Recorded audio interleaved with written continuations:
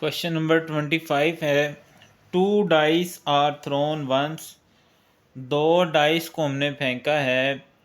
Find the probability निकालें।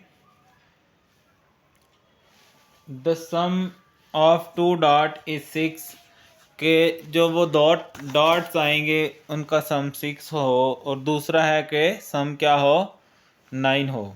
ठीक है, तो ये लास्ट क्वेश्चन है इस बुक का। अच्छे से तैयारी करें, बुक कंप्लीट हो गई है तो अच्छे से तैयारी करें। ठीक है जी, और इसके गैस भी इंशाल्लाह बहुत जल्द अपलोड कर दिए जाएंगे। जब डाइस थ्रो की जाती है 2 टाइम तो ये सैंपल बन सकता है कि 1 के साथ 1, 2, 3, 4, 5, 6, ऐसी 2 के साथ, ऐसी 3 के साथ, ऐसी 4, 5 और ठीक है। और इसकी अगर हम तादाद गिने तो ये तकरीबन 36 होते हैं। ये कितने होते हैं? 36। एन ऑफ एस यानी जो सैंपल है उसकी तादाद कितनी होती है? 36। तो अब इसमें जो पहला है कि लेट जो ए इवेंट है वो किसको रिप्रेजेंट करेगा? सम इज 6। अब इसका तरीका ये होता है कि ये देखें, ये है 6, ये भी 6 होगा, ये भी 6, ये भी 6 और ये भी 6, ऐसे ये एक लाइन बनती है सारी। ठीक है, ये लिख लेते हैं। 1 5 है, उसके बाद 2 4 है, 3 3 है, 4 2 है और फिर 5 1 है। अगर मैं इसकी तादाद गिनूँ तो उसको एन ए लिखा जाता है। कितने हैं? 1 2 3 4 5।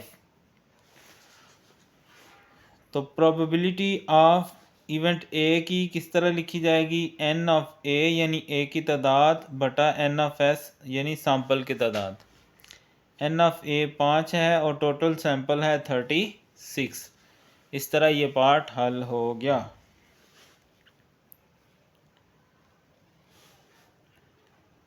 इसका सेकंड पार्ट है, उसमें कहा गया है कि सम क्या हो? 9 हो। तो लेट जो बी इवेंट है वो क्या है? सम इज 9। ठीक है, सम इज 9। तो इस सैंपल में देखेंगे, ये देखें, ये भी 9 और इस लाइन में ऐसे बनाएंगे ना अगर हम, तो ये सारे 9 ही होंगे। ऐसे 9 9 9 9 बनता है ये सम करें तो। मैं यहाँ लिख लेता हूँ 3 6 4 5 5 4 6 3। एन ऑफ बी गिन लें, ये कितना है? 4 है। प्रोबेबिलिटी निकाल दें। Probability of B equal to N of B over N of S. B क्या है? 4 और टोटल सैंपल है 36। 4 1 जार 4, 4 9 जार।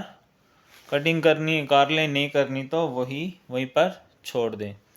ठीक है जी, सिंपल सा क्वेश्चन था। आई होप आपको समझ आ गया होगा। तो प्रैक्टिस करें, बहुत ज़्यादा प्रैक्टिस करें। यही चीज़ें आगे भी आती हैं। अगर आप बीकॉम भी करेंगे तो वहाँ पर भी ये चीज़ें रेपिटेशन में आती हैं। ठीक है, तो मिलेंगे आगे फिर किसी, देखेंगे अब क्या करना है हमने।